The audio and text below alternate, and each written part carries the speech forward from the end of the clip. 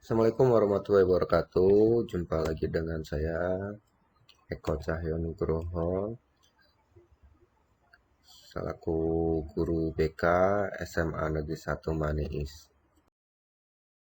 Pada kesempatan ini saya akan menyampaikan tentang materi terkait dengan menggapai impian di studi lanjut dalam layanan bimbingan dan konseling untuk kelas 12 semester ganjil. Sebelum kita bahas tentang bagaimana hal-hal yang perlu diperhatikan untuk memahami tentang studi lanjut, ada pertanyaan yang perlu menjadi satu perenungan, yaitu mengapa perlu kita melanjutkan studi. Yang pertama, kita melanjutkan studi itu agar memiliki wawasan yang lebih luas sehingga dapat membentuk pola pikir, mindset dalam diri Anda untuk bisa menjadi lebih baik lagi.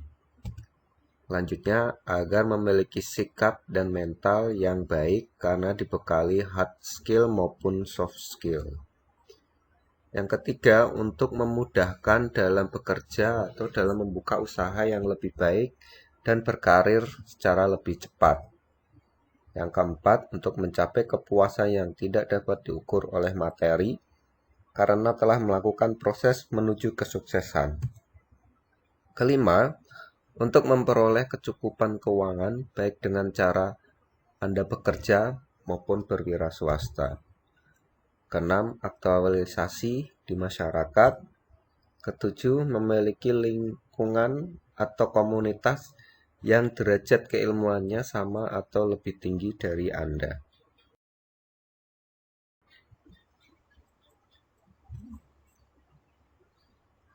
Selanjutnya, mari kita kenali dua jalur pendidikan dalam dunia pendidikan tinggi utamanya. Yang pertama yaitu pendidikan akademi. Pendidikan akademi merupakan pendidikan tinggi yang diarahkan pada penguasaan ilmu pengetahuan dan pengembangannya dan lebih mengutamakan peningkatan mutu serta memperluas wawasan ilmu pengetahuan. Di sini biasanya berada di S1, S2, dan S3. Selanjutnya pendidikan profesional atau vokasi, yaitu pendidikan tinggi yang diarahkan pada kesiapan keahlian tertentu serta menggunakan peningkatan kemampuan kerja serta aplikasi ilmu dan teknologi. Ini berada dalam D1, D2, D3, dan 4 dan spesialisasi. Selanjutnya, kita perlu pahami bentuk-bentuk perguruan tinggi. Bentuk-bentuk perguruan tinggi itu yaitu universitas, suatu perguruan tinggi yang menyelenggarakan program pendidikan akademi dan atau profesional yang beragam dan dikelompokkan dalam fakultas-fakultas.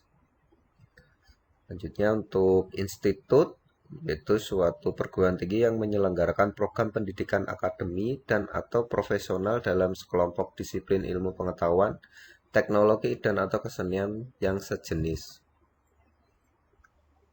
Ketiga, sekolah tinggi, yaitu suatu perguruan tinggi yang menyelenggarakan program pendidikan akademi dan atau profesional dalam lingkup satu disiplin tertentu. Selanjutnya, akademi, yaitu suatu perguruan tinggi yang menyelenggarakan program pendidikan profesional dalam satu cabang atau sebagian cabang ilmu pengetahuan, teknologi, atau kesenian tertentu. Kelima, politeknik, yaitu suatu perguruan tinggi yang menyelenggarakan program pendidikan profesional dalam satu cabang dalam sejumlah bidang pengetahuan khusus. Bedanya dengan akademi, politeknik memberikan porsi lebih besar pada praktik.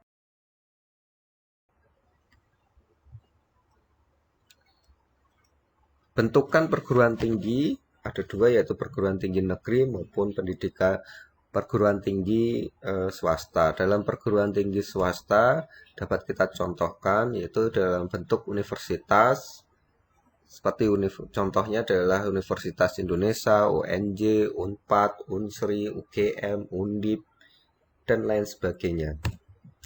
Lanjutnya institut, contohnya seperti ITB, IPB, dan lain-lain.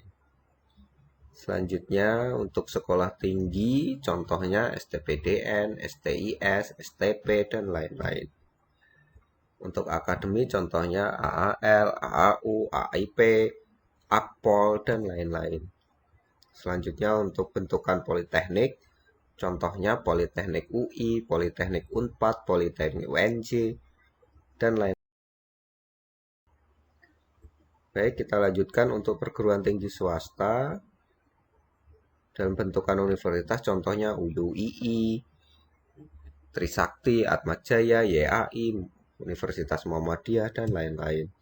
Bentukan institut, contohnya ISTA, IT Serpong, IKJ, dan lain-lain. Dalam bentukan sekolah tinggi, contohnya STIYKPN, STIM, STPMD, STIH Mutakin, dan lain-lain. Dalam bentukan akademi, contohnya AAYKPN, ADVY, AAN, ASMI, Disanta, dan lain-lain. Dalam bentukan politeknik, contohnya Politeknik API, Politeknik LPP, dan lain-lain.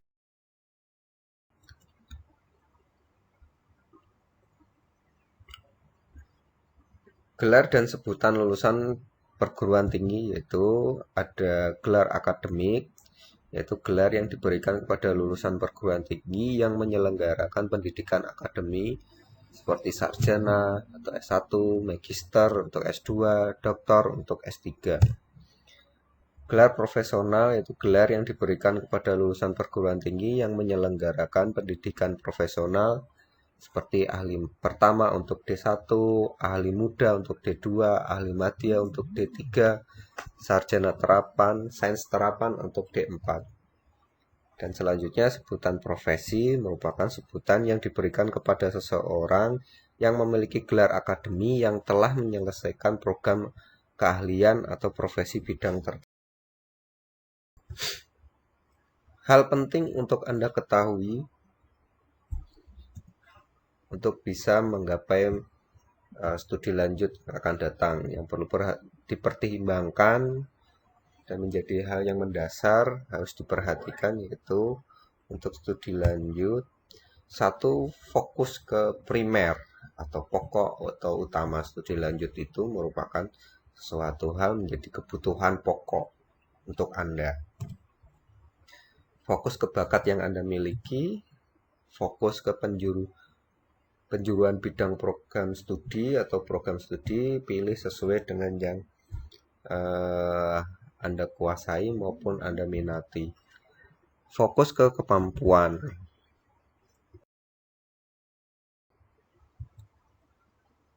Selanjutnya, tips memilih program studi, jurusan atau jurusan untuk D1, D2, D3 maupun S1. Yang perlu Anda perhatikan secara akademik, pahami tentang program studi tersebut dan sesuaikan dengan kemampuan akademik Anda. Untuk yang kedua, terkait dengan non-akademik, dalam memilih program studi, sesuaikan dengan cita-cita, minat, dan bakat, dan perhatikan faktor dan variabel pendukung seperti informasi yang sempurna, lokasi dan biaya, daya tampung jurusan atau peluang yang diterima, serta masa depan karir dan